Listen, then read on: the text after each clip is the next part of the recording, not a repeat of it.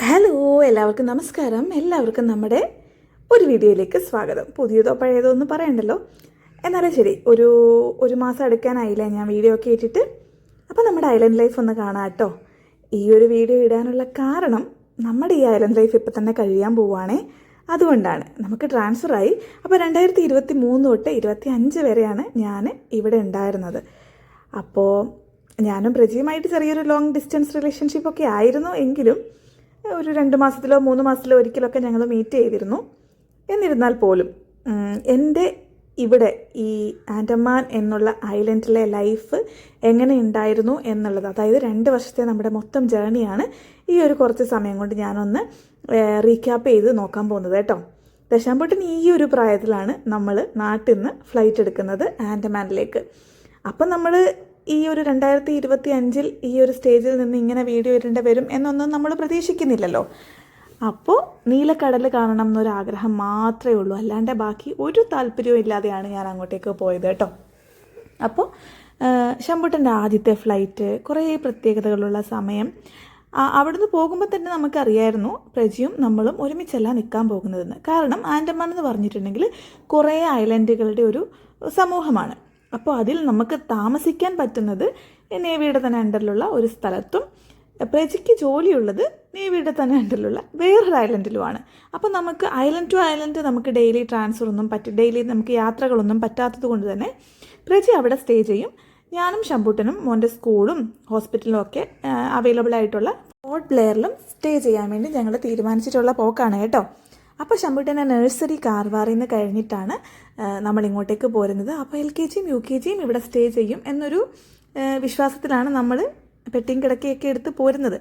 എന്നാലും ആകാശത്തു നിന്ന് ശമ്പൂട്ടനെ ഞാൻ എക്സ്പ്ലെയിൻ ചെയ്ത് കൊടുക്കുകയാണ് എന്താണിത്, എങ്ങനെയാണ് ഇതെന്നൊക്കെ. ഭയങ്കര എക്സൈറ്റഡ് ഉണ്ടായിരുന്ന ഒരു യാത്രയായിരുന്നു അത്. പക്ഷേ പിന്നെ ഒരു ചോദ്യചിഹ്നമായിരുന്നു, പ്രജി അടുത്തില്ലാതെ ഒരു 3.5-4 വയസ്സുള്ള കുഞ്ഞിനെയും കൊണ്ട് ഞാൻ എങ്ങനെ ഒറ്റയ്ക്ക് ഒരു പരിചയമില്ലാത്ത ഒരു ഐലൻഡിൽ എങ്ങനെ പോയിട്ട് ജീവിക്കും, നമുക്കുള്ള സാഹചര്യം എന്താണ്, ഒന്നും അറിയില്ലായിരുന്നു. ആകെ ഒരു ധൈര്യം, നമ്മൾ പോകുമ്പോൾ കാറും കൂടെ കൊണ്ടുപോകുന്നുണ്ട്.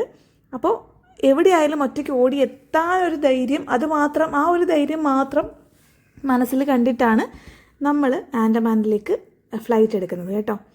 അപ്പോൾ ഏകദേശം ചെന്നൈയിലെത്തി. ചെന്നൈയിൽ നിന്ന് ചെന്നൈ വരെ ട്രെയിനിനും അവിടുന്ന് പിന്നെ ഫ്ലൈറ്റിനുമാണ് നമ്മൾ ആദ്യത്തെ നമ്മുടെ ആൻഡമാൻ യാത്ര ചെയ്തിരുന്നത്. ആൻഡമാനിൽ ഫ്ലൈറ്റ് ഇറങ്ങുമ്പോൾ തന്നെ കുറേ റെസ്ട്രിക്ഷൻസും കുറേ റൂൾസും ഒക്കെ പ്രജി ഇങ്ങനെ പറഞ്ഞു തന്നു. സ്പെഷ്യലി നമ്മൾ ഫ്ലൈറ്റ് ഇറങ്ങുമ്പം എയർപോർട്ടിൽ നിന്നൊന്നും വീഡിയോ എടുക്കാൻ പാടില്ല, അത് നേവിയുടെയും കൂടെ അല്ലെങ്കിൽ ഫോഴ്സിൻ്റെയും കൂടെ അണ്ടറിലുള്ള ഏരിയ ആണ് എന്നൊക്കെ പറഞ്ഞിട്ട് കേട്ടോ. പിന്നെ പട്ടാളത്തിൻ്റെ ക്വാർട്ടറിൻ്റെ അവസ്ഥ അറിയാമല്ലോ, എത്ര നന്നാക്കിയിട്ടാണ് പുറത്ത് നേരത്തെ നിന്നവർ പോയിട്ടുണ്ടെങ്കിലും നമുക്ക് കിട്ടുമ്പോൾ മോശമായിട്ടാണ് കിട്ടുക. ഞാനത് പറയാൻ കാരണം നമ്മൾ കൊടുക്കുമ്പോൾ അത്രയും നന്നായിട്ടാണ് കൊടുക്കുക. പക്ഷേ കുറേ നാൾ ആരും യൂസ് ചെയ്യാതെ കിടക്കുമ്പോഴും അല്ലെങ്കിൽ മറ്റുള്ളവർ യൂസ് ചെയ്തതിൻ്റെ പ്രശ്നം കൊണ്ടും മോശമായി കിടന്നൊരു ക്വാർട്ടർ പിന്നെ നല്ല ക്ലീനാക്കി അടിപൊളിയാക്കി നമുക്ക് വാസയോഗ്യമായിട്ട്, അല്ലെങ്കിൽ മറ്റുള്ളവർ കയറി വരുമ്പോൾ അല്ലെങ്കിൽ നമുക്ക് തന്നെയും രാവിലെ ഉണർന്ന് എണീക്കുമ്പോൾ ഒരു പോസിറ്റീവ് എനർജി തരുന്ന ഒരു വീടാക്കി മാറ്റി അവിടെ ഒരു ജീവിതം സ്റ്റാർട്ട് ചെയ്യുക എന്നുള്ളത്, അതായത് ഓരോ 2 വർഷം കൂടുമ്പോഴും ഈ ഒരു ലൈഫ് വീണ്ടും വീണ്ടും നമ്മുടെ ഒരു ലൂപ്പ് പോലെ നമ്മളിൽ ഇങ്ങനെ വന്നുകൊണ്ടിരിക്കുന്ന ഒരു ജോലിയാണ് നമ്മളുടെ, അതായത് പട്ടാളക്കാരുടെ ഫാമിലി കൂടെ നിൽക്കുന്നവരുടെ. അവർക്ക് എന്തായാലും ഈ ഒരു സിറ്റുവേഷനിലൂടെ എല്ലാവർക്കും കടന്നു പോയേ പറ്റുള്ളൂ. അങ്ങനെയുള്ള ഒരു ക്വാർട്ടറിൽ ഞാൻ ചെന്നപ്പോൾ എനിക്ക് കിട്ടിയ 2 ഫ്രണ്ട്സാണ് പിങ്കിയും ലക്ഷ്മിയും. അപ്പോൾ 2 പേരും, ഒരാൾ വാരണാസിയും ഒരാൾ UPയുമാണ്. അതിനുശേഷം അവർ വഴി എനിക്ക് കുറേ ഫ്രണ്ട്സിനെ കിട്ടി. നമ്മളുടെ ബിൽഡിങ്ങിൽ എല്ലാവരുമായിട്ട് ഫ്രണ്ട്സായി. 10 പേരുണ്ടായിരുന്നു. നമ്മൾ 10 വീടുകളാണ് ഒരു ബിൽഡിങ്ങിലുള്ളത്.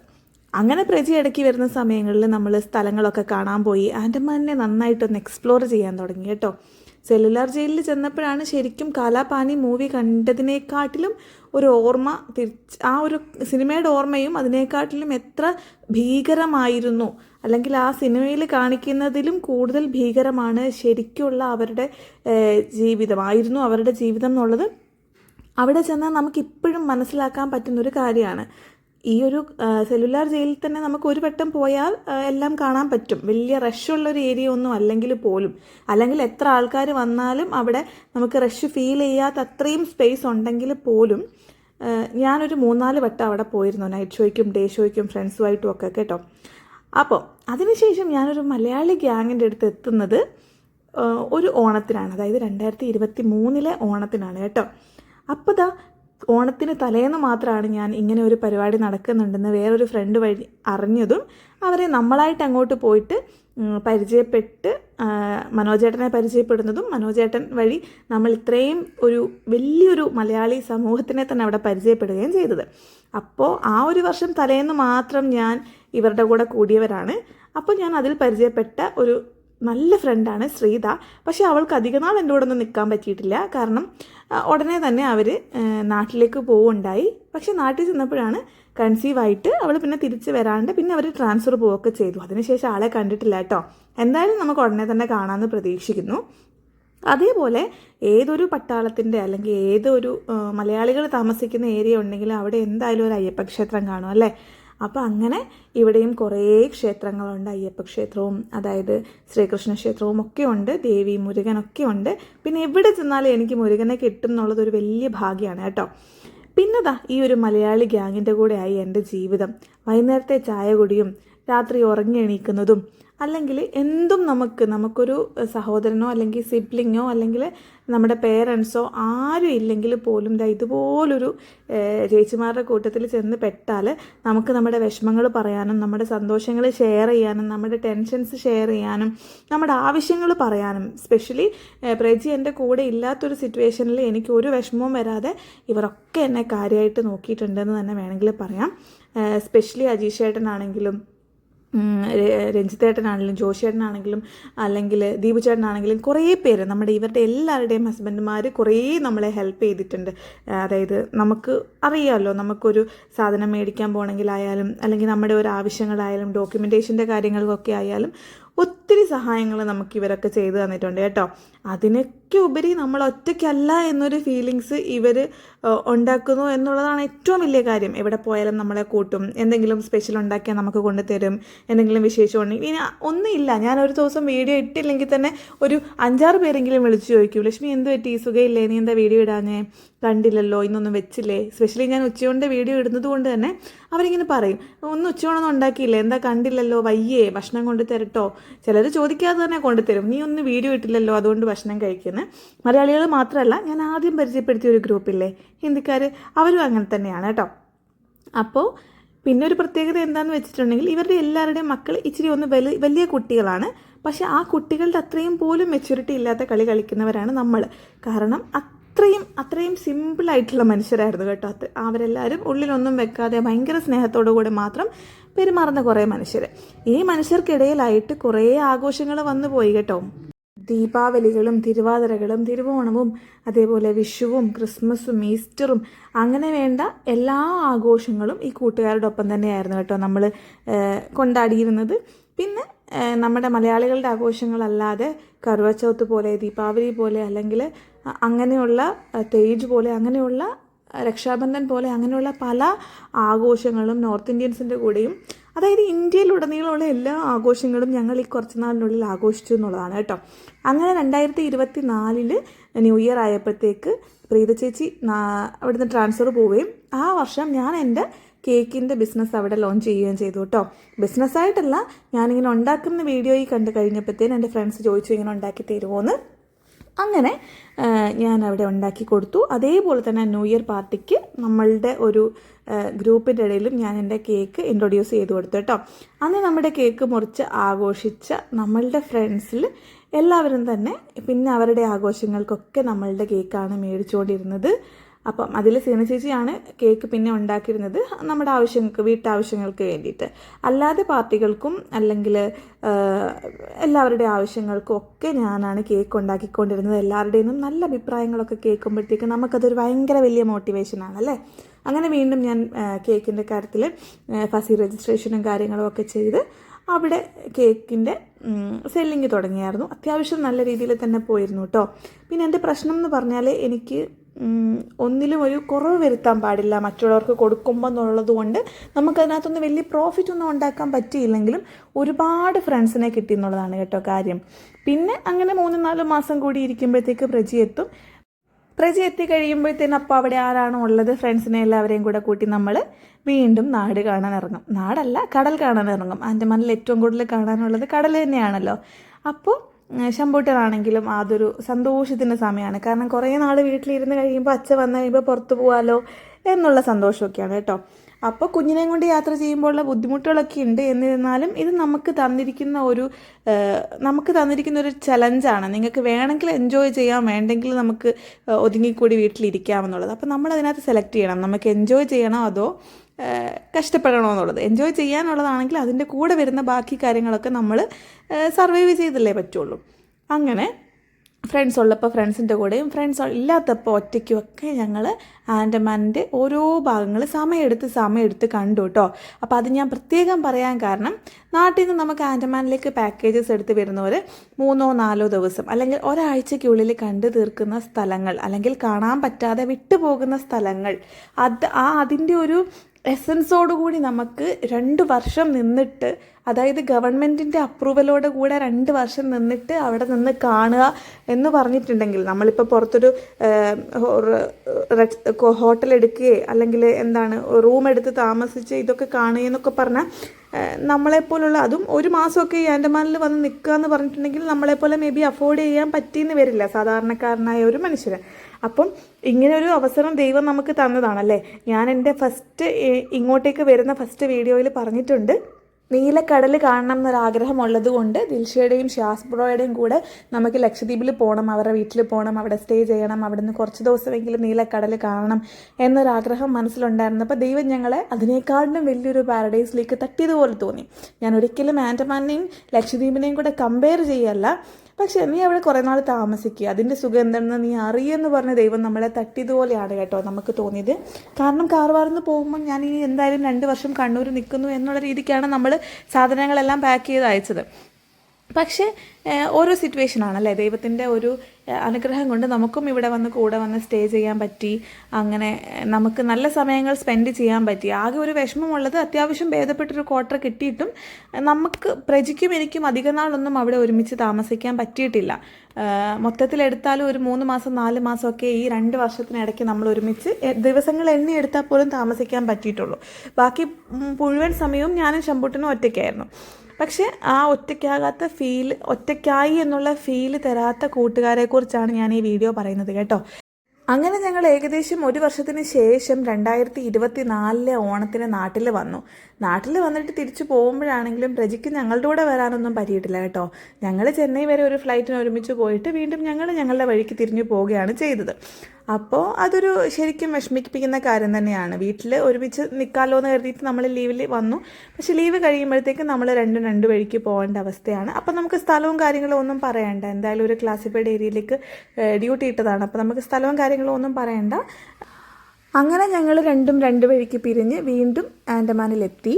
ഞാൻ ഒറ്റയ്ക്കാണ് ആൻഡമാനിലേക്ക് തിരിച്ചെത്തിയതെങ്കിൽ പോലും അജീഷേട്ടൻ വന്ന് നമ്മളെ കൊണ്ടുവരികയും ഫുഡൊക്കെ അറേഞ്ച് ചെയ്യുകയും ഒക്കെ ചെയ്തിരുന്നു കേട്ടോ. അങ്ങനെ ഒരു ബുദ്ധിമുട്ട് ഉണ്ടാക്കാൻ ആരും സമ്മതിച്ചിരുന്നില്ല. എല്ലായിടത്തും പോകുമ്പോൾ നമ്മളെ കൂട്ടി പോവുകയും ഭയങ്കര സ്നേഹമുള്ള കൂട്ടുകാരായിരുന്നു കേട്ടോ. അതിനുശേഷം ഈ കഴിഞ്ഞ വർഷം സംഭവിച്ച ആഘോഷങ്ങളെല്ലാം വീണ്ടും സംഭവിച്ചുകൊണ്ടിരുന്നല്ലോ. ഹോളി ആയാലും ദീപാവലി ആയാലും ആഘോഷങ്ങളൊക്കെ പിന്നെയും ഉണ്ടായിക്കൊണ്ടേയിരുന്നു. പ്രജി ഇല്ലാത്തൊരു വിഷമം ഒഴികെ ബാക്കിയെല്ലാം അടിപൊളിയായിരുന്നു. പക്ഷേ മാക്സിമം പറ്റുന്ന സമയങ്ങളിലൊക്കെ പ്രജി ഓടിയെത്തുമായിരുന്നു ഇതേപോലെ കേട്ടോ. എന്തെങ്കിലും ആഘോഷങ്ങളൊക്കെ എല്ലാവരും ഒരുമിച്ച് കൂടുമ്പം എല്ലാം പ്രജിക്ക് എത്താൻ പറ്റുന്ന സിറ്റുവേഷനിലൊക്കെ ഓടിയെത്തുകയും നമ്മുടെ കൂടെ അടിപൊളിയായിട്ട് ആഘോഷിക്കുകയും ഒക്കെ ചെയ്യുമ്പോൾ നമുക്കും ഭയങ്കര സന്തോഷമാണ്. അപ്പോൾ ഇതൊക്കെ ഒരു മെമ്മറി ആയിട്ട് കിടക്കുമല്ലോ എന്ന് എഴുതിയിട്ടാണ് ഞാൻ വീണ്ടും ഈ വീഡിയോ ഇടുന്നത്. കാരണം ഇനി എനിക്ക് ഇടാൻ ആൻഡമാനിലെ വീഡിയോസ് ഒന്നും കാണില്ലല്ലോ. അപ്പോൾ അങ്ങനെ കുറച്ച് പേരൊക്കെ ട്രാൻസ്ഫറിന് പോയി. തിരിച്ച് പോയവരുടെ ക്വാർട്ടേഴ്സിലേക്ക് വീണ്ടും വരുന്നത് മലയാളികളാവുമ്പം അവരെ വീണ്ടും നമ്മൾ പരിചയപ്പെടുന്നു. അങ്ങനെ വീണ്ടും പരിചയപ്പെട്ടവരുടെ കൂട്ടത്തിലുള്ളതാണ് സ്വപ്നേച്ചിയും അരുണിമയും ഒക്കെ. അവരും പിന്നെ നമ്മുടെ ജീവിതത്തിൽ നമ്മുടെ ഈ ഒരു ലൈഫിൽ പാർട്ടായി. അങ്ങനെ ധ്വനിയും ധ്രുവയും ദച്ചുവും ഒക്കെ നമ്മുടെ ഫാമിലിയിലേക്ക് എത്തി. അതിനുശേഷവും പ്രജി ലീവിന് വരുമ്പോൾ നമ്മളെല്ലായിടത്തും കറങ്ങാനൊക്കെ പോവും. പക്ഷേ എല്ലാ ക്ലിപ്പും നമുക്കിവിടെ ആഡ് ചെയ്യാൻ പറ്റില്ലല്ലോ. മാക്സിമം എൻ്റെ കയ്യിലുള്ള നമ്മളുടെ സന്തോഷകരമായ നിമിഷങ്ങളിലെ എല്ലാ വീഡിയോസും നമ്മൾ ചാനലിൽ ഇട്ടിട്ടുണ്ട് കേട്ടോ. അപ്പം ഏറ്റവും നന്നായിട്ട് കാടും നാടും കടലും ഒക്കെ അറിയാൻ പറ്റിയൊരു, ഞാൻ അങ്ങനെയൊന്നും വീട്ടിലായിരുന്നപ്പം എവിടെയും പോയിട്ടുള്ള ആളൊന്നും അല്ല. അപ്പോൾ എന്നെപ്പോലുള്ള ഒരാൾക്ക് ഇങ്ങനെ എക്സ്പ്ലോർ ചെയ്യുക എന്ന് പറഞ്ഞിട്ടുണ്ടെങ്കിൽ ഭയങ്കര സന്തോഷം കിട്ടുന്നൊരു കാര്യമാണ്. ഇങ്ങനെയും ജീവിക്കാം, ഇങ്ങനെയാണ് ജീവിക്കേണ്ടത്, അല്ലെങ്കിൽ ഇങ്ങനെ ജീവിക്കുമ്പോഴാണ് എനിക്ക് സന്തോഷം കിട്ടുന്നത് എന്നൊക്കെ ഞാൻ തിരിച്ചറിയുന്ന സമയങ്ങളായിരുന്നു കേട്ടോ അതൊക്കെ. അതോടൊപ്പം നമ്മുടെ ശമ്പൂട്ടൻ വളർന്ന് വലുതാവുന്നുണ്ട്. അങ്ങനെ LKG നിന്ന് UKG ഒന്നാം ക്ലാസ്സിലേക്കും ഒക്കെ എത്തി. ആളുടെ ബർത്ത്ഡേസ് ഇങ്ങനെ കൂടിക്കൊണ്ടേയിരുന്നു. അപ്പോൾ 5ാം വയസ്സിലെ ബർത്ത്ഡേ നമ്മൾ ഒരുമിച്ചാണ് ആഘോഷിച്ചത്. അതായത് അഞ്ജുവും അജീഷേട്ടനും, അതായത് എലേന കുട്ടിയുടെ 6ാമത്തെ ബർത്ത്ഡേയും ശമ്പൂട്ടൻ്റെ 5ാമത്തെ ബർത്ത്ഡേയും ഫെബ്രുവരി മാർച്ചും ഇടത്ത സമയങ്ങളിലായിരുന്നു ഉണ്ടായിരുന്നത്. അപ്പം പ്രജി വരുന്ന ഒരു ദിവസം നോക്കി ഞങ്ങളത് ഒരുമിപ്പിച്ചാക്കി. ഏകദേശം എലേനയുടെ ബർത്ത്ഡേയുടെ അടുത്ത ദിവസമായിട്ട് നമ്മൾ നമ്മുടെ ഒരുമിച്ചുള്ള ബർത്ത്ഡേ അങ്ങ് ആഘോഷിച്ചു. അതും നമ്മൾ ഭയങ്കര സന്തോഷത്തോടു കൂടി ഞാനൊരു കോഫി ബ്രൗൺ തീമും അവരൊരു ഗ്രീൻ തീമും എടുത്തപ്പം അതിന് മാച്ചിങ് ആയിട്ട് വരുന്ന രീതിയിലുള്ള ഡെക്കറേഷൻസും കാര്യങ്ങളും ടേബിൾ ഡെക്കറും ഒക്കെ ചെയ്തിട്ട് നമ്മൾ അങ്ങനെ സന്തോഷത്തോടു കൂടി പല കാര്യങ്ങളും ഷെയർ ചെയ്തും ജീവിച്ചും അങ്ങനെ കഴിഞ്ഞു കൂടിയ സമയങ്ങളായിരുന്നു കേട്ടോ. ആ ഒരു സമയത്തൊക്കെ എനിക്ക് വന്നിരുന്ന ആകെ ഒരു ചലഞ്ച് എന്ന് പറഞ്ഞിട്ടുണ്ടെങ്കിൽ, എനിക്ക് കുറച്ച് നോർത്ത് ഇന്ത്യൻ ഫ്രണ്ട്സും കൂടെ ഉള്ളത് കൊണ്ട് ഫുഡിൻ്റെ കാര്യം മാത്രമാണ് പ്രശ്നം ഉണ്ടായിരുന്നത്. വെജും നോൺ വെജും സെപ്പറേറ്റ് ആക്കണം എന്നുള്ള രീതിയിൽ. നമ്മൾക്ക് പൊതുവേ പാർട്ടികൾക്കൊക്കെ നോൺ വെജ് ആണല്ലോ നിർബന്ധം. ഈ ഒരു സമയത്ത് ഞാൻ ഫേസ് ചെയ്തിരുന്ന വേറൊരു ചലഞ്ചാണ് നോർത്ത് ഇന്ത്യൻ ഫ്രണ്ട്സിൻ്റെ പാർട്ടിക്കും അല്ലെങ്കിൽ നോർത്ത് ഇന്ത്യൻ ഫ്രണ്ട്സിൻ്റെ കൂടെയും സൗത്ത് ഇന്ത്യൻ ഫ്രണ്ട്സിൻ്റെ കൂടെയും ഒരേപോലെ നിൽക്കുക എന്നുള്ളത്. കാരണം ഞാൻ ഇവിടെ വന്നപ്പം എനിക്ക് ആദ്യം ഹെൽപ്പ് ചെയ്ത് തന്നതെല്ലാം നോർത്ത് ഇന്ത്യൻ ഫ്രണ്ട്സാണ്. അത് ഞാൻ ഇങ്ങോട്ട്, അതായത് അടുത്ത ഇന്നീ നിമിഷം വരെയും അത് എൻ്റെ കൂടെ തന്നെ ഉണ്ട്. അതായത് ഞാൻ ഇങ്ങോട്ടേക്ക് അടുത്ത സ്ഥലത്തേക്ക് എത്തുന്നിടം വരെ, സ്ഥലം എവിടെയാണെന്ന് പറഞ്ഞില്ല അല്ലേ, അപ്പോൾ അടുത്ത സ്ഥലത്തേക്ക് എത്തുന്നിടം വരെയും അവർ എൻ്റെ കൂടെ ഉണ്ട്. അതേപോലെ അത് കഴിഞ്ഞ് ഉടനെ തന്നെ കിട്ടിയ മലയാളി ഫ്രണ്ട്സും എൻ്റെ കൂടെ ഇപ്പോഴും ഉണ്ട്. അപ്പം അതിനുശേഷം വന്ന ആഘോഷങ്ങൾക്കൊക്കെ ഞാൻ അങ്ങനെ ഡേറ്റൊക്കെ മാറ്റി, അല്ലെങ്കിൽ എല്ലാവരുടെയും കൂടെ എപ്പോഴും ഉണ്ടായിരിക്കുക എന്നുള്ളൊരു സന്തോഷത്തിൽ, ആ ഒരു ആഗ്രഹത്തിൽ ഞാൻ അങ്ങോട്ടും ഇങ്ങോട്ടും ഓടിപ്പാഞ്ഞെത്തേണ്ട സിറ്റുവേഷൻസൊക്കെ വന്നിട്ടുണ്ട്. സ്പെഷ്യലി ദീപാവലി, നമ്മൾ ദീപാവലിക്ക് പടക്കം പൊട്ടിക്കുമ്പം അവരുടെ കൂടെയും എനിക്ക് പോകേണ്ടി വരും, ഇവരുടെ കൂടെയും പോകേണ്ടി വരും. അതേപോലെ ഹോളി ആഘോഷിക്കുമ്പോഴും നോർത്ത് ഇന്ത്യൻസിൻ്റെ കൂടെയും സൗത്ത് ഇന്ത്യൻസിൻ്റെ കൂടെയും പോകേണ്ട ഒരു ഇത് വരും. പിന്നെ ട്രാവൽ എന്ന് പറഞ്ഞിട്ടുണ്ടെങ്കിൽ നമ്മൾക്ക് എല്ലാവരും ഒരുമിച്ചുണ്ടാകുന്ന സമയം ഒരിക്കലും കിട്ടൂല. കാരണം നമ്മുടെ ജോലി ഇതാണല്ലോ. അപ്പോൾ കുറച്ച് പേർക്കെങ്കിലും എപ്പോഴെങ്കിലും ഒക്കെ ആയിട്ട് ജോലി വരും. അപ്പോൾ മാക്സിമം കൂടുതൽ പേര് ഒരുമിച്ചുണ്ടാകുന്ന സമയങ്ങളിൽ ഒന്നില്ലെങ്കിൽ ഒരു ചായ കുടിക്കാനെങ്കിലും പോക്ക്, അല്ലെങ്കിൽ ഒന്ന് കറങ്ങിയിട്ട് വരാം, അല്ലെങ്കിൽ ഏതെങ്കിലും സ്ഥലം കാണാം, കുട്ടികൾക്ക് എല്ലാവർക്കും ഒരുമിച്ച് നിൽക്കാം, നമുക്ക് ലേഡീസിന് എല്ലാവർക്കും ഒരുമിച്ച് കൂടാം, അല്ലെങ്കിൽ ജെൻസിന് എല്ലാവർക്കും ഒരുമിച്ച് കൂടാം. അങ്ങനെയുള്ളൊരു മൈൻഡ് ഉള്ളവരായിരുന്നു എല്ലാവരും. ആയതുകൊണ്ട് തന്നെ നമ്മളെപ്പോഴും ഒരുമിച്ചുണ്ടാവലുണ്ട് ഭൂരിഭാഗം സമയങ്ങളിലും.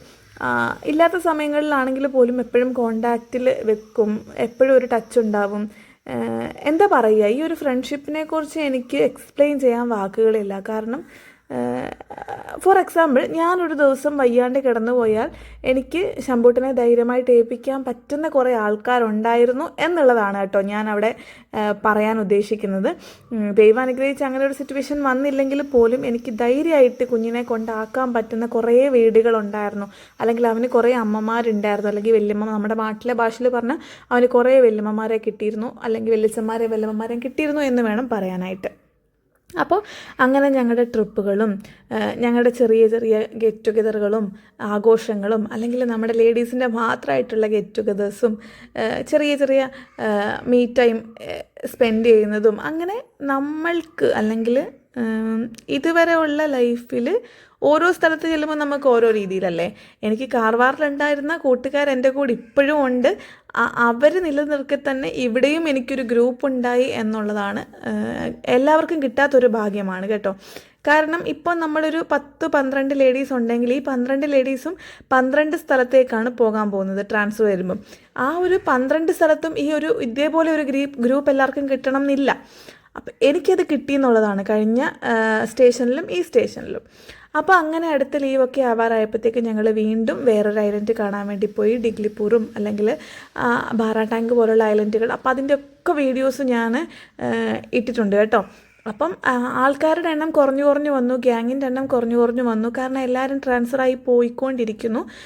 മലയാളികൾ ഇങ്ങോട്ട് വരുന്നത് കുറഞ്ഞുകൊണ്ടേയിരുന്നു, അല്ലെങ്കിൽ പരിചയപ്പെടലുകൾ കുറഞ്ഞുകൊണ്ടേയിരുന്നു എന്ന് വേണമെങ്കിൽ പറയാം. വന്നവരെ എല്ലാവരും പരിചയപ്പെട്ടിട്ടുണ്ട്. പക്ഷേ ആൾക്കാർ പിന്നെ വരുന്നവരെ മലയാളികൾ പോയിട്ട് പിന്നെ ഹിന്ദിക്കാരാണ് ആ സ്ഥലത്തേക്ക് വരുന്നതെങ്കിൽ എന്തായാലും ഇത്രയും ഒരു കമ്പനി ആവില്ലല്ലോ. പിന്നെ ഡിപ്പാർട്ട്മെൻറ്റ് വൈസൊക്കെ മാറുമ്പോഴത്തേക്ക് എന്തായാലും കുറച്ച് പേര് അങ്ങനെ പോയി. അങ്ങനെ ആൾക്കാരുടെ എണ്ണം കുറഞ്ഞു വന്ന് അവസാനം ഞാനും രശ്മി ചേച്ചിയും സ്വപ്ന ചേച്ചിയും അരുണിമയും മാത്രമായി ഒരു 4 ഫാമിലി മാത്രമായിട്ട് ഒതുങ്ങിയിരുന്നു. അതിനുശേഷം അവിടുന്ന് രശ്മി ചേച്ചിയും പോയപ്പോൾ പിന്നെ ഞങ്ങൾ കുറേ നാൾ 3 ഫാമിലി 3 മലയാളികൾ മാത്രമായിരുന്നു. പിന്നെ അവിടേക്ക് വന്നതാണ് അനീസേച്ചിയുമായിട്ട് എവിടെയും ട്രിപ്പൊന്നും പോകാനുള്ള ഭാഗ്യം ഇതുവരെ കിട്ടിയിട്ടില്ല. കാരണം അവർ വന്ന് പരിചയപ്പെട്ട് എല്ലാം കഴിയുമ്പോഴത്തേക്ക് നമുക്ക് ഈ ട്രാൻസ്ഫർ ഇങ്ങോട്ടേക്ക് വന്നു കേട്ടോ. അപ്പം ആകെ അവരുടെ കൂടെ കൂടിയതൊരു ഓണാഘോഷം മാത്രമാണ്. അതിൻ്റെ വീഡിയോ നമ്മൾ ഓൾറെഡി അപ്ലോഡ് ചെയ്തിട്ടുണ്ട്. പിന്നെ എല്ലാവരും പോയി കഴിഞ്ഞപ്പം ഞാൻ മൊത്തത്തിൽ ഇവരുമായിട്ട് ഡിപ്പെൻഡൻ്റ് ആയി പോയിരുന്നു. കാരണം പ്രജിക്ക് ഒരു 6 മാസം കൂടുമ്പോൾ പോലും നാട്ടിൽ വരാൻ പറ്റില്ല എന്നൊരു സിറ്റുവേഷൻ വന്നപ്പോൾ എനിക്ക് ഏറ്റവും കൂടുതൽ ഹെൽപ്പായിരുന്നത് ജോഷിയേട്ടനും സ്വപ്നേച്ചിയും അതേപോലെ അരുണിമയും ദീപു ചേട്ടനുമാണ് കേട്ടോ. അപ്പം അതേപോലെ തന്നെ വേറെ ഒരു ഏരിയയിലാണ് വിജയബാഗ് എന്ന് പറഞ്ഞ വേറൊരു സ്ഥലത്താണ് നമ്മുടെ സജനയും ഹരിച്ചേട്ടനും താമസിക്കുന്നത്. അവരും ഇതുപോലെ വിളിച്ചാൽ ഓടി എത്താൻ പറ്റുന്ന ഒരു സ്ഥലത്ത് നിൽക്കുന്നവരായിരുന്നു കേട്ടോ. അപ്പോൾ അങ്ങനെ എനിക്ക് കുറേ ഫ്രണ്ട്സിനെ കിട്ടി എന്നുള്ളതാണ് ഞാൻ പറഞ്ഞു വരുന്നത്. കാരണം കേരളത്തിൻ്റെ തിരുവനന്തപുരം തൊട്ട് കാസർഗോഡ് വരെയുള്ള എല്ലാ ഏരിയയിലെയും ഒരാളെങ്കിലും, അതായത് ഏത് ജില്ലയിൽ പോയി പെട്ടാലും ഓടി കയറി പോകാൻ എനിക്കിപ്പോൾ ഒരു വീടുള്ളൊരു ഫീലാണ് കേട്ടോ എനിക്ക് തോന്നുന്നത്. അങ്ങനെ എൻ്റെ ആ ഒരു ക്രിസ്മസ് ടൈമിൽ എൻ്റെ ബർത്ത്ഡേ ഒക്കെ നമ്മൾ ഡിഗ്ലിപ്പൂരിലാണ് ആഘോഷിച്ചത്. അതിൻ്റെ ഒക്കെ വീഡിയോ ഓൾറെഡി കിടപ്പുണ്ട്. എന്തായാലും പറ്റുമ്പോൾ ഒക്കെ ഒന്ന് പോയി ആർക്കെങ്കിലും താല്പര്യം ഉണ്ടെങ്കിൽ ഒന്ന് പോയി ചെക്ക് ചെയ്ത് കാണണം കേട്ടോ. കാരണം നമ്മുടെ വീഡിയോസിന് അങ്ങനെ വലിയ ഗ്രേറ്റ് ഫാൻസോ വ്യൂസോ ഒന്നും ഉള്ള വീഡിയോ ഒന്നും അല്ല. ഒരു കുഞ്ഞു ചാനലല്ലേ, അതിനെ വളരെ കാര്യമായിട്ട് വളർത്തണം എന്ന് എനിക്ക് ആഗ്രഹമുണ്ട്. പക്ഷേ അതിനെന്തായാലും നിങ്ങളുടെ സപ്പോർട്ടല്ലേ വേണ്ടത്. അപ്പോൾ ഇങ്ങനത്തെ വീഡിയോസൊക്കെ എല്ലാവർക്കും ഇഷ്ടപ്പെടുമെന്നല്ല. ഞാൻ ഭയങ്കരമായിട്ട് ഹോം വ്ലോഗ്സ് ചെയ്യുന്ന ഒരാളാണ്. എൻ്റെ ലൈഫിൽ എങ്ങനെയാണോ ഞാൻ ജീവിക്കുന്നത് അതാണ് നമ്മുടെ വീഡിയോയിലൂടെ കാണാൻ കഴിയുക കേട്ടോ. അപ്പോൾ എൻ്റെ ഫാമിലി എന്ന് പറയുമ്പോൾ ഞാനും ശംഭുവും അതായത് എൻ്റെ മകനും എൻ്റെ ഹസ്ബൻഡും അടങ്ങുന്ന ഒരു കുഞ്ഞു ഫാമിലിയാണ്. അതിൽ ഏറ്റവും വളരെ കൂടുതലായിട്ടുള്ളത് എൻ്റെ ഫ്രണ്ട്സ് തന്നെയാണ്. അവരെ ഉൾപ്പെടുത്തിച്ചുകൊണ്ടുള്ള എൻ്റെ കുറേ വീഡിയോസ് നമ്മുടെ ചാനലിൽ കിടപ്പുണ്ട്. അപ്പോൾ അതൊക്കെ പറ്റുവാണെങ്കിൽ ഒന്ന് പോയി കണ്ട് എന്നെ ഒന്ന് സപ്പോർട്ട് ചെയ്താൽ എനിക്കൊരു സന്തോഷം, ഇതൊരു ഇൻട്രസ്റ്റ് ആയിട്ട് വരുമല്ലോ. കാരണം നമ്മൾ ചാനൽ സ്റ്റാർട്ട് ചെയ്തിട്ട് കുറേ ആയെങ്കിൽ പോലും നമ്മുടെ വീഡിയോസ് എനിക്ക് തോന്നുന്നു നമ്മൾ എടുക്കുന്ന രീതിയോ അല്ലെങ്കിൽ ചിലപ്പം ഹാഷ്ടാഗ്സ് കൊടുക്കുന്ന രീതിയോ എന്തോ ആരിലേക്കും എത്താത്ത പോലെ എനിക്ക് തോന്നുന്നുണ്ട്.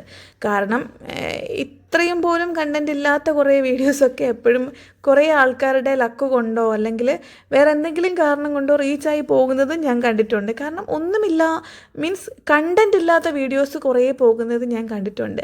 അപ്പോൾ മേ ബി എൻ്റെ വീഡിയോയ്ക്കും കണ്ടൻറ് ഇല്ലായിരിക്കും, പക്ഷേ എൻ്റെ ലൈഫ് ഇതാണ്. കണ്ടൻറ് ഇല്ലാത്ത ലൈഫാണ് നമ്മുടെ നല്ലല്ലോ നമ്മൾ വിചാരിക്കുക. ഇതിനെക്കാട്ടിലും ക്വാളിറ്റി കുറഞ്ഞ സംഭവങ്ങൾ റീച്ചായി പോകുന്നത് ഞാൻ തന്നെ ഇരുന്ന് കണ്ടിട്ടുണ്ട്. അപ്പോൾ എനിക്ക് ഭയങ്കര വിഷമം വരും, എന്തുകൊണ്ടാണ് നമ്മുടെ ചാനൽ ഇങ്ങനെ ആയി പോകുന്നതെന്നുള്ളത്. പിന്നെ എന്തോ നമുക്കറിയില്ലല്ലോ, ഓരോരുത്തർക്കും ഓരോ സമയമുണ്ട് ദാസ, അല്ലെങ്കിൽ എല്ലാത്തിനും അതിൻ്റേതായ സമയമുണ്ട് ദാസ എന്ന് പറയുന്നത് പോലെ എപ്പോഴെങ്കിലും നമ്മുടെ സമയം വരുമായിരിക്കും അല്ലേ.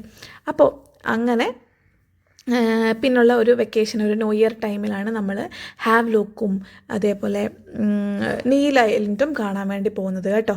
ആ ഒരു വീഡിയോസും ഒരു സീരീസ് പോലെ, നമ്മൾ 7 ദിവസത്തെ സീരീസ് പോലെ ഓരോ സ്ഥലത്തെയും ഡീറ്റെയിൽ ആയിട്ട് പറഞ്ഞിട്ട് ഞാൻ ഇട്ടിട്ടുണ്ട്. എനിക്ക് തോന്നുന്നു ആ ആൻഡമാനിൽ താമസിക്കുന്നവരുൾപ്പെടെ എല്ലാവരും ഒരു 3 ദിവസത്തേക്കൊക്കെ ആയിരിക്കും, മാക്സിമം 2 ഡേയും 3 നൈറ്റും ഒക്കെയാണ് അവിടെ സ്പെൻഡ് ചെയ്തിട്ടുള്ളൂ. പക്ഷേ നമ്മൾ ഫുൾ 1 വീക്ക് അവിടെ സ്പെൻഡ് ചെയ്യാനുണ്ടായത്. കാരണം ഇത് തന്നെയാണ്, എനിക്കും ശംഭൂട്ടനും പ്രജിക്കും ഒരുമിച്ച് താമസിക്കാൻ അല്ലെങ്കിൽ ഒരുമിച്ച് എവിടെയാണോ ഒരുമിച്ച് കഴിയാൻ പറ്റുന്ന അത്രയും സന്തോഷത്തോടുകൂടി, അല്ലെങ്കിൽ നമ്മുടെ ലീവാണ് മെയിൻ പ്രശ്നം. നമുക്ക് അങ്ങോട്ടും ഇങ്ങോട്ടുള്ള ട്രാവലും ലീവും ഒക്കെ ഭയങ്കര പ്രശ്നമാണ്. അപ്പം അതൊക്കെ എവിടെയാണ് ഏറ്റവും അടിപൊളിയായിട്ട് നമുക്ക് ചെയ്യാൻ പറ്റുക എന്നുള്ളത്, അല്ലെങ്കിൽ എവിടെ വെച്ചാണ് നമുക്ക് മീറ്റ് ചെയ്യാൻ പറ്റുക, എവിടെയാണ് നമുക്ക് ടൈം സ്പെൻഡ് ചെയ്യാൻ പറ്റുക എന്നനുസരിച്ച് നമ്മുടെ ഏരിയയും ഡെസ്റ്റിനേഷനും ഒക്കെ നമ്മൾ മാറ്റി അങ്ങനെ ഒരു ഓട്ടപ്പാച്ചിലുള്ളൊരു വർഷങ്ങളായിരുന്നു കേട്ടോ കഴിഞ്ഞ 2 വർഷം. അപ്പോൾ എനിക്കതിനെക്കുറിച്ച് കൂടുതൽ ഡീറ്റെയിൽ ആയിട്ടൊന്നും പറയാൻ പറ്റില്ല.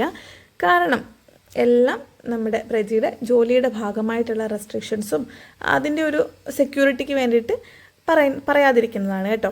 പക്ഷെ ഇതൊക്കെ നമ്മുടെ ടൂറിസ്റ്റ് ഏരിയ സ്പേസുകളാണ്, നമുക്ക് എപ്പോൾ വേണമെങ്കിലും പോകാൻ പറ്റുന്ന, അല്ലെങ്കിൽ ആർക്ക് വേണമെങ്കിലും പോകാൻ പറ്റുന്നത്. ഞാൻ പറയുന്നത് ഇങ്ങനെ സ്ഥലങ്ങൾ കാണാൻ ഇഷ്ടമുള്ള എല്ലാവരും ഒരിക്കലെങ്കിലും ആൻഡമാനിൽ പോയിരിക്കണം എന്നുള്ളതാണ് കേട്ടോ. കാരണം പാസ്പോർട്ടോ അല്ലെങ്കിൽ വിസ പരിപാടികളൊന്നുമില്ല. സാധാരണ ഒരു ഫ്ലൈറ്റ് ടിക്കറ്റ് എടുത്താൽ നമുക്ക് ആൻഡമാനിലെത്താം. അവിടെ ചെന്ന് നമുക്ക് ഒരു ഗൈഡിൻ്റെയും ഹെൽപ്പ് ഇല്ലാതെ തന്നെ നമുക്ക് പ്രൈവറ്റായിട്ട് നമുക്ക് സ്വന്തമായിട്ട് ഒരു 3-4 യൂട്യൂബ് വീഡിയോ കണ്ടാൽ മാത്രം നമുക്കറിയാൻ പറ്റും അവിടെ എന്തൊക്കെ സ്ഥലങ്ങളുണ്ട്, അവിടെ എങ്ങനെയൊക്കെ പോവാം. ഏറ്റവും വളരെ കോസ്റ്റ് എഫക്റ്റീവായിട്ട് ചീപ്പായിട്ട് നമുക്ക് പോകാൻ പറ്റുന്ന, അല്ലെങ്കിൽ നമ്മുടെ കേരളത്തിൽ തന്നെയാണെങ്കിലും ഒരു റൂമിന് റെൻ്റ് എടുക്കുന്നത് 10,000-2,000 രൂപ റെൻ്റ് വരില്ലേ, അതേ റേറ്റിൽ തന്നെ നമുക്ക് അവിടെയും നമുക്ക് ചീപ്പായിട്ട് റൂമൊക്കെ കിട്ടും.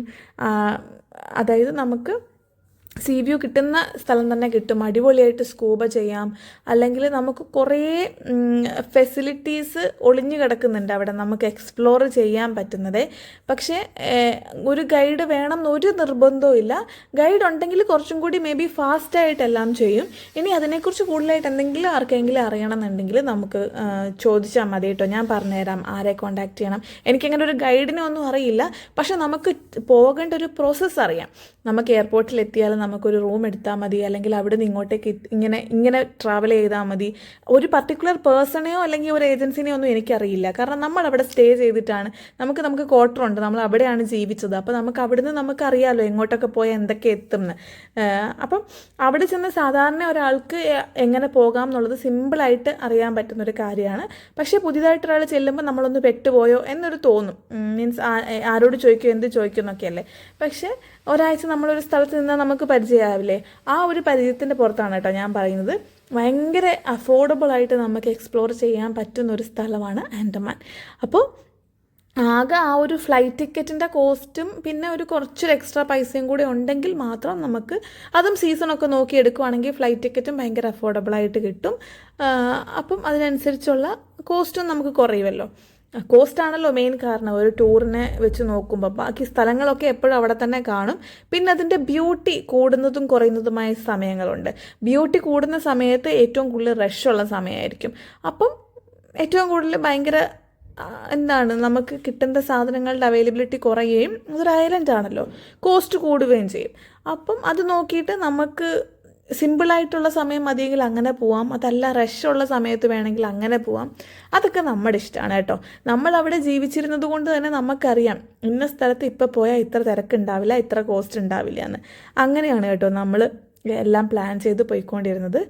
അപ്പോൾ ഇവിടെ വന്നതിന് ശേഷമാണ് ഏറ്റവും കൂടുതൽ ഷിപ്പ് യാത്രകൾ ചെയ്യാൻ പറ്റിയിട്ടുള്ളത്, അല്ലെങ്കിൽ കടലിലൂടെ അങ്ങോട്ടും ഇങ്ങോട്ടും പോകാൻ പറ്റിയിട്ടുള്ളത്. ഏറ്റവും കൂടുതലെന്നല്ല, ആദ്യമായിട്ട് തന്നെ ഏറ്റവും കടൽ ക്രോസ് ചെയ്ത് ഒരു സ്ഥലത്ത് നിന്ന് ഒരു ഐലൻഡിൽ നിന്ന് വേറൊരു ഐലൻഡിൽ പോകുന്നത് ഇവിടെ തന്നെയാണ്. അപ്പം ശംഭൂട്ടിനെ സംബന്ധിച്ചിടത്തോളം എല്ലാ വാഹനങ്ങളിലും ഈ ഒരു കുഞ്ഞു കാലത്തിനിടയിൽ കയറി എന്നുള്ളതാണ് കേട്ടോ.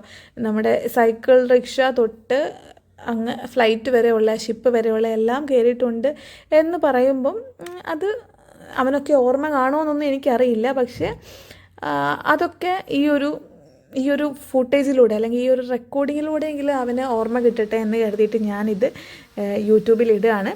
അപ്പം അതിനുശേഷം ഏറ്റവും ലാസ്റ്റിൽ നമ്മൾ നീൽ ഐലൻഡും ഒക്കെ കണ്ട് നമ്മുടെ ഒരു യാത്രകളൊക്കെ ഏകദേശം കഴിഞ്ഞു എന്നുള്ള രീതിയിൽ എത്തി കേട്ടോ. പിന്നെ നമുക്ക് പോകാൻ പറ്റാത്ത ഐലൻഡ്സുകളൊക്കെ ഉണ്ട് കേട്ടോ. ഗവൺമെൻറ് തന്നെ റെസ്ട്രിക്റ്റ് ചെയ്തിട്ട് നിൽക്കുന്ന ഐലൻഡിൽ, അല്ലെങ്കിൽ അങ്ങോട്ടേക്കുള്ള ഏരിയസൊക്കെ ബ്ലോക്ക് ചെയ്തിരിക്കുന്ന ഐലൻഡ്, അങ്ങനെയൊക്കെ ഉണ്ട് കേട്ടോ.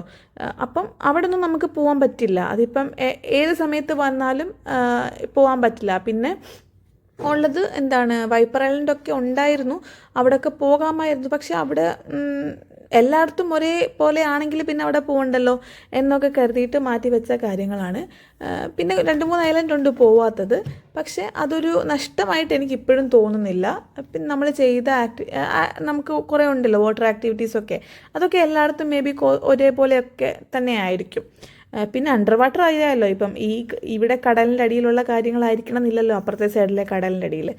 അതേപോലെ സമയവും വ്യത്യാസമാണ്. സ്കൂബ ചെയ്യുമ്പോൾ ഏർലി മോർണിംഗ് ചെയ്യുമ്പോഴാണ് കുറച്ചും കൂടി ഒരു അടിപൊളി. അപ്പം കുറച്ചും കൂടി നല്ല ഫ്രഷ് ആയിട്ടുള്ള വാട്ടറാണ്, കലങ്ങാത്ത വെള്ളമാണ്. അല്ലെങ്കിൽ അവിടുത്തെ വെള്ളം അങ്ങനെ കലങ്ങാറൊന്നുമില്ല, കണ്ണാടിച്ചില്ല് പോലത്തെ വെള്ളമാണ്. അപ്പം അങ്ങനെയൊക്കെയായിരുന്നു കേട്ടോ നമ്മുടെ ലൈഫ്. അപ്പോൾ അവിടുന്ന് ഈ പ്രജി വെള്ളം തുഴഞ്ഞ് വരുന്ന പോലെ നമ്മൾ തുഴഞ്ഞ് 2 വർഷം പിന്നിട്ടു കേട്ടോ. ഈ 2 വർഷം പിന്നിട്ടതിന് ശേഷം നമുക്ക് ഏറ്റവും കൂടുതൽ വിഷമം ഉണ്ടാക്കുന്ന കുറേ കാര്യങ്ങൾ ഉണ്ടായിട്ടുണ്ട്. പല സിറ്റുവേഷൻസിൽ നമ്മൾ നാട്ടിലെത്തേണ്ട സിറ്റുവേഷനിൽ എത്താൻ പറ്റിയിട്ടില്ല. നമ്മൾ ഒരുപാട് സ്നേഹിക്കുന്നവർ ട്രാൻസ്ഫറായിട്ട് പോവുക, അതല്ലെങ്കിൽ അപ്രതീക്ഷിതമായി ചിലർക്ക് വരുന്ന ട്രാൻസ്ഫറുകൾ, അല്ലെങ്കിൽ ചിലർക്ക് വരുന്ന ബുദ്ധിമുട്ടുകൾ, അതൊക്കെ നമ്മളെ ഭയങ്കരമായിട്ട് ഹേർട്ട് ചെയ്യും ഇല്ലേ. അങ്ങനെ എല്ലാവരും പോകുമ്പോഴും നമ്മൾ മാക്സിമം ഇനിയും കാണാം എന്നുള്ളൊരു പ്രതീക്ഷയിൽ, എന്തായാലും നാട്ടിലെ കേരളത്തിലല്ലേ നമുക്ക് എപ്പോഴെങ്കിലും കാണാം എന്നുള്ളൊരു പ്രതീക്ഷയിലാണ് കേട്ടോ നമ്മളെല്ലാവർക്കും സെൻഡ് ഓഫ് കൊടുത്തു വിടുന്നത്. എന്നാലും പോയി കഴിയുമ്പം അയ്യോ ഇനി കാണണമെങ്കിൽ കുറച്ച് കഷ്ടപ്പാടാണല്ലോ, നമ്മളും അവരും ഒരേപോലെ ഒരേ സമയത്ത് കേരളത്തിൽ എത്തണ്ടേ എന്നൊക്കെ പിന്നീട് ചിന്തിക്കാൻ തുടങ്ങും കേട്ടോ. അപ്പോൾ ഈ കുഞ്ഞുമക്കൾ 3 പേരും എന്നെ ഭയങ്കരമായിട്ട് സ്വാധീനിച്ച മക്കളാണ്. കാരണം എൻ്റെ ശമ്പൂട്ടിന് 3 ഏച്ചിമാരെ കിട്ടിയതാണ് ഇവർ. അപ്പം ഇവരെ എല്ലാ ദിവസവും വീട്ടിൽ വരുമായിരുന്നു, വൈകുന്നേരം ശമ്പൂട്ടിൻ്റെ കൂടെ കളിക്കുമായിരുന്നു. ഭയങ്കര ഇവരൊരു ടീമായിരുന്നു. ഈ ഒരു ടീം പിരിയുന്നതും നമുക്ക് ഭയങ്കര വിഷമമുള്ളൊരു കാര്യമായിരുന്നു കേട്ടോ. കാരണം ഇവരിനിയും കുഞ്ഞുങ്ങളല്ല, ഇവർക്ക് പോയിട്ടുണ്ടെങ്കിൽ വേറെ സ്ഥലത്ത് വേറെ ഫ്രണ്ട്സിനെയൊക്കെ കിട്ടും, അതൊക്കെ ശരിയാണ്. പക്ഷേ ഇവർ 3 പേരും ഒരുമിച്ച് ഇങ്ങനെ കാണുമ്പോൾ നമുക്കുള്ള സന്തോഷം അതിനി കിട്ടില്ലല്ലോ എന്ന് ഓർക്കുമ്പോൾ ഒക്കെ ഭയങ്കര വിഷമമായിരുന്നു കേട്ടോ. അതേപോലെ തന്നെയായിരുന്നു ശമ്പൂട്ടിനെ എലൈനയും. അവരൊരു ഒരേ പ്രായക്കാരാണല്ലോ, അവരും സെപ്പറേറ്റഡ് ആകുമ്പോൾ എനിക്ക് ഭയങ്കര വിഷമമായിരുന്നു. പക്ഷേ അഞ്ജു, അജീഷേട്ടന്, എലൈന, എഫ്രുക്കുട്ടൻ ഇവർ ആ ഒരു ഫാമിലി ട്രാൻസ്ഫർ പോകുമ്പോൾ മാത്രം എനിക്ക് അവിടെ ഉണ്ടാവാൻ പറ്റിയില്ല കേട്ടോ. കാരണം ബാക്കി പിന്നെ സൗമ്യേച്ചി പോയപ്പോൾ നമ്മൾ നാട്ടിലില്ലായിരുന്നു, ലീവിലായിരുന്നു. പക്ഷേ ഇവർ പോയപ്പോഴാണ് എനിക്ക് ഭയങ്കരമായിട്ടൊരു വിഷമം തോന്നുന്നത്. എൻ്റെ ഒരു സിറ്റുവേഷൻ അങ്ങനെയായിരുന്നു എന്നുള്ളതാണ് കേട്ടോ. ഇവർ ട്രാൻസ്ഫർ പോകുന്ന സമയത്തായിരുന്നു എൻ്റെ ശമ്പൂട്ടൻ ആദ്യമായിട്ട് ഹോസ്പിറ്റലിൽ അഡ്മിറ്റ് ആയത്. കാരണം അവൻ ഡെലിവറിക്ക് അവൻ അഡ്മിറ്റ് ആയിരുന്ന സമയമല്ലാണ്ട് ലൈഫിൽ ആദ്യമായിട്ടൊരു ഹോസ്പിറ്റൽ അഡ്മിഷൻ എടുത്തത് ആ ഒരു സമയത്തായിരുന്നേ. അത് എൻ്റെ ഒരു റിക്വസ്റ്റ് പ്രകാരമാണ് അങ്ങനെ ഒരു അഡ്മിഷൻ എടുത്തതും. അതും ഞാൻ എടുത്തു പറയാണ്. കാരണം രാത്രി ആകുമ്പോഴത്തേക്കും ഇവന് പനി കൂടുന്നു. അപ്പം എല്ലാവരും ചോദിക്കും, നിനക്ക് രാത്രി പെട്ടെന്ന് എന്നോട് പറഞ്ഞ പോലെ നമ്മൾ കൊണ്ടാക്കില്ലേ എന്നൊക്കെ ചോദിക്കും. പക്ഷേ എനിക്കൊരു പേടിയായിരുന്നു, പ്രജി കൂടെ ഇല്ല. അപ്പം എന്തെങ്കിലും ഒരു എമർജൻസി ആണ്, എനിക്ക് രാത്രി കുഞ്ഞിനെ എടുത്ത് ചിലപ്പോൾ കാറിൽ പോയിട്ട് കാണിക്കാൻ പറ്റിയില്ലെങ്കിലോ, അതല്ലെങ്കിൽ നമ്മൾ ചെല്ലുന്ന സമയത്ത് ഡോക്ടർ അവിടെ ഇല്ലെങ്കിലോ എന്നൊരു പേടി ഉള്ളതുകൊണ്ടും ഞാൻ ഒറ്റയ്ക്കാണ് ഇവിടെ എന്നറിയാവുന്ന ഡോക്ടറാണ് ശമ്പുവിൻ്റെ പീഡിയാട്രീഷ്യൻ ആയതുകൊണ്ടും നമ്മുടെ 2 പേരുടെയും, എൻ്റെയും പീഡിയാട്രീഷ്യൻ്റെയും ഒരേപോലത്തെ ഒരു സജഷനായിരുന്നു, ശരി നമുക്കെന്നാൽ പിന്നെ ഒബ്സർവേഷനിൽ ഇവിടെ തന്നെ നോക്കാം എന്നുള്ളത്. പക്ഷേ ആ ഒരു തീരുമാനം വളരെ നല്ലതായിരുന്നു. അതുകൊണ്ട് തന്നെയാണ് അവന് ഒരു പനി കൂടിയിട്ട് ന്യൂമോണിയയിലേക്ക് പോവാതെ പനിയിൽ തന്നെ നിർത്താൻ പറ്റിയിരുന്നത് കേട്ടോ. അപ്പോൾ പറയാതിരിക്കാൻ വയ്യ, പുള്ളിക്കാരൻ്റെ സപ്പോർട്ടും കൂടെ അടിപൊളിയായിരുന്നു. കാരണം എല്ലാ ദിവസവും രാത്രി 3 നേരവും കുഞ്ഞിനെ വന്ന് നോക്കുകയും നമുക്കൊരു ഫാമിലി എന്നോണം പുള്ളിക്കാരനുമായിട്ട് നമുക്ക് സംസാരിക്കാൻ പറ്റുകയും ഒക്കെ ചെയ്തിരുന്നു. അപ്പം അതൊരു ഭയങ്കര ഇതായിരുന്നു കേട്ടോ. ആ ഒരു സമയത്ത്, അതായത് ആ ഒരു 2024 ഞാൻ കേക്കിൻ്റെ പരിപാടി സ്റ്റാർട്ട് ചെയ്തിട്ട് ഏകദേശം 2025 നമ്മൾ ഇങ്ങോട്ടേക്ക് പോരുന്നത്. ആ ഒരു വർഷം കൊണ്ട് തന്നെ എനിക്ക് അത്യാവശ്യം നല്ല കുറേ ഫ്രണ്ട്സിനെ കിട്ടുകയും അത്യാവശ്യം കുറേ അധികം പേർക്ക് ഞാൻ അവിടുന്ന് കേക്ക് സെല്ല് ചെയ്യുകയും ചെയ്തിട്ടുണ്ട് കേട്ടോ. കാർവാറിലായിരുന്നപ്പം കൊടുക്കുന്ന കേക്കിൻ്റെ അളവായിരുന്നു കൂടുതൽ, അതായത് ക്വാണ്ടിറ്റി ആയിരുന്നു കൂടുതൽ. ഇപ്പം ഇവിടെ ആയപ്പോൾ നമ്പർ ഓഫ് കേക്ക്സ് ആണ് കൂടുതൽ. കാരണം എല്ലാവരും കേക്ക് മേടിക്കും, കുറേ ആൾക്കാർ നമ്പർ ഓഫ് കേക്ക്സ് കൂടുതലായിരുന്നു. അപ്പം അതിനേക്കാളൊക്കെ സന്തോഷം എനിക്ക് കുറേ പേരെ, ഒരു 27 പേരെ ഞാൻ കേക്ക് ഉണ്ടാക്കാൻ പഠിപ്പിച്ചു എന്നുള്ളതാണ്. അതും ഒരു 1 റുപ്പി പോലും ഒരു റിട്ടേൺ ഇല്ലാണ്ട്, അല്ലെങ്കിൽ 1% പോലും ഞാൻ അവരിൽ നിന്നൊന്നും റിട്ടേൺ പ്രതീക്ഷിക്കാതെ ഞാൻ 27 പേരെ പഠിപ്പിച്ചു എന്നുള്ളതും എനിക്ക് ഭയങ്കര സന്തോഷമുള്ളൊരു കാര്യമാണ്. അതിൽ കൂടുതലും വെജ് കേക്കാണ് നമ്മുടെ നോർത്ത് ഇന്ത്യൻ ഫ്രണ്ട്സിന് വേണ്ടിയിട്ട്. അതേപോലെ ഉള്ളൊരു സന്തോഷമാണ് നമ്മുടെ മക്കൾ വന്നിട്ട് ആൻറ്റി അമ്മയുടെ ബർത്ത്ഡേ ആണ് അല്ലെങ്കിൽ പപ്പയുടെ ബർത്ത്ഡേ ആണ്, നമുക്കൊരു കേക്ക് ഉണ്ടാക്കി തരുമോ, നമുക്ക് പൈസ ഒന്നും ഇല്ല തരാം. അത് കുട്ടികളുടെ പേരൻസിന് സർപ്രൈസ് കൊടുക്കാൻ വേണ്ടിയിട്ട് വന്ന് ചോദിക്കുമല്ലോ. അപ്പം എനിക്ക് ഭയങ്കര സന്തോഷം തോന്നും. കാരണം അവരുടെ അച്ഛൻ്റെയും അമ്മയുടെയും ബർത്ത്ഡേക്ക് അവർക്ക് ഗിഫ്റ്റ് കൊടുക്കാൻ, അപ്പോൾ അവരുടെ ഒരു ആൻറ്റിയുടെയോ അങ്കിളിൻ്റെയോ അടുത്ത് വന്ന് നമ്മൾ ചോദിക്കില്ലേ, നമ്മളിപ്പോൾ നമ്മുടെ വലിയച്ഛൻ്റെയും ചെറിയച്ഛൻ്റെയും ഒക്കെ വീട്ടിൽ പോയിട്ട് പറയത്തില്ലേ, അമ്മയുടെ ബർത്ത്ഡേ ആണ് ചെറിയച്ഛ, നമുക്കൊരു സർപ്രൈസ് കൊടുക്കണം, നമ്മുടെ കൂടെ നിൽക്കുമോ, അങ്ങനെയൊക്കെ ചോദിക്കുന്നൊരു ഫീലാണ്. അപ്പോൾ അവർക്ക് എന്നോടുള്ളൊരു ഫ്രീഡം, അല്ലെങ്കിൽ അവരെന്നെ ഒരു ഫാമിലി ആയിട്ട് കാണുന്ന ഒരു സന്തോഷമാണ് കേട്ടോ എനിക്ക് അന്നേരം കിട്ടിയത്. അപ്പം അവർ ചോദിക്കുന്നതിനെക്കാട്ടിലും കുറച്ചും കൂടി നന്നായിട്ട്, അല്ലെങ്കിൽ അതിൻ്റെ ഇരട്ടി ആത്മാർത്ഥത ഇട്ടിട്ടാണ് ഞാൻ ഓരോ കേക്കും അങ്ങനെ കുഞ്ഞുങ്ങൾക്ക് വേണ്ടിയിട്ടും ചെയ്തു കൊടുത്തത്. അത് മലയാളികളെന്ന് മാത്രമല്ല കേട്ടോ, ഇപ്പോൾ ശമ്പുൻ്റെ ക്ലാസ്സിൽ പഠിക്കുന്ന കുട്ടികളാണെങ്കിലും ചോദിക്കും, ആൻറ്റി പപ്പയുടെ ബർത്ത്ഡേ ആണ്, എനിക്കൊരു കുഞ്ഞ് കേക്ക് ചെയ്ത് തരുമോ, പക്ഷേ പേ ചെയ്യില്ല, പൈസ ഇല്ല എന്നൊക്കെ പറയും. നമ്മൾ പൈസ ഒരിക്കലും ഉദ്ദേശിക്കില്ലല്ലോ അതുങ്ങളുടെ വർത്താനം ഇങ്ങനെ കേൾക്കുമ്പോഴത്തേക്ക്. അപ്പോൾ അങ്ങനെയൊക്കെ ചെയ്യും. പിന്നെ ശമ്പൂട്ടിൻ്റെ സ്കൂളിലെ ഓർഡർ കിട്ടാൻ തുടങ്ങി. അപ്പോൾ അതെല്ലാം കൂടെ ആയപ്പോൾ ഞാനിവിടെ എൻഗേജ്ഡ് ആയിരുന്നു എന്ന് വേണമെങ്കിൽ പറയാം കേട്ടോ. പിന്നെ നമ്മുടെ കൂടെ ഉള്ളവരൊക്കെ പോകാൻ തുടങ്ങി, രശ്മിയും പിങ്കിയും, അല്ലെങ്കിൽ എല്ലാവരും പോയി വന്നു. അതിനുശേഷം പുതിയ ഫാമിലി വന്നു. അവരോടൊക്കെ ഭയങ്കര സ്നേഹമായിട്ടും അവരെല്ലാവരും ഞാൻ കഴിഞ്ഞ ദീപാവലി വീഡിയോയിൽ പറഞ്ഞതുപോലെ വീട്ടിലെ ഒരാളെ പോലെ എന്നെ കാണാൻ തുടങ്ങി. അവരുടെ വിഷമങ്ങൾ അല്ലെങ്കിൽ എൻ്റെ വിഷമങ്ങൾ അവരുടെയും കൂടിയാണ് എന്നൊരു ഫീലിലേക്ക് അവർ നമ്മളെ അത് മനസ്സിലാക്കാതെ എൻ്റെ ഒരു ഇതെന്ന് വെച്ചാൽ അവരുടെ ഒരു ഫാമിലിയിലെ അംഗമാണ് ഞാൻ എന്നുള്ള രീതിയിൽ അവരെന്നോട് പെരുമാറുമ്പം എനിക്ക് ഭയങ്കര സന്തോഷം തോന്നി കേട്ടോ. അങ്ങനെ നമ്മുടെ വീട് അല്ലെങ്കിൽ നമ്മുടെ ക്വാർട്ടർ ശരിക്കൊരു വീടായിട്ട് മാറുകയാണ് ചെയ്തത്. കുട്ടികളുടെ ബഹളവും നമ്മുടെ സിസ്റ്റേഴ്സിൻ്റെ പോലെയുള്ള കൂട്ടുകാരുടെ ബഹളവും എല്ലാം കൂടെ കൂടിയിട്ട് ഇപ്പം എവിടെയെങ്കിലും ഒരു കുഞ്ഞ് വണ്ടിയിലൊരു ചെറിയൊരു ആക്സിഡൻറ്റോ അല്ലെങ്കിൽ എന്തെങ്കിലും ഉണ്ടായാൽ ഉടനെ ഫ്രണ്ട്സ് പറയുന്നതോ ലക്ഷ്മി ദീദിയോട് പോയി ചോദിക്കുക, ദീദി ഹെൽപ്പ് ചെയ്യും. അങ്ങനെ എന്തൊരാവശ്യം വന്നാലും എന്നെ എല്ലാവരും വിളിക്കുന്ന ഒരു സിറ്റുവേഷനിലേക്ക് എത്തി കേട്ടോ. ആ ഒരു സിറ്റുവേഷനിൽ നിന്ന് 2-3 ഫാമിലിനെ അവിടെ തന്നെ ഉപേക്ഷിച്ചിട്ട് ഞങ്ങൾ ട്രാൻസ്ഫർ പോവുകയാണ്. അപ്പോൾ ട്രാൻസ്ഫറിൻ്റെ പാക്കിങ്ങും എങ്ങോട്ടാണ് പോകുന്നതും എന്നൊക്കെ നമുക്ക് അടുത്ത വീഡിയോയിൽ കാണാം. അതുവരെ നമ്മുടെ ഈ ഒരു ചാനൽ ഇഷ്ടപ്പെട്ടിട്ടുണ്ടെങ്കിൽ ഈ പറഞ്ഞ കണ്ടൻസ് എല്ലാം അടങ്ങിയിട്ടുള്ള വീഡിയോസ് നമ്മുടെ ബാക്കിലുണ്ട്. അപ്പം അതൊക്കെ ഒന്ന് പോയി കണ്ടിട്ട് സപ്പോർട്ട് ചെയ്യുക. അപ്പോൾ പുതിയൊരു വീഡിയോ ആയിട്ട് കാണാം. ഈ 2 പേരെയും പിന്നെ സജിനേനെയും ഞാനവിടെ ഉപേക്ഷിച്ചിട്ടാണ് വന്നിരിക്കുന്നത്. ഹോപ്പ് ചെയ്യുന്നു ഞാൻ അവരെ വേഗം തന്നെ കാണുന്നു. നമുക്ക് പുതിയൊരു വീഡിയോ ആയിട്ട് വീണ്ടും കാണാം. ബൈ.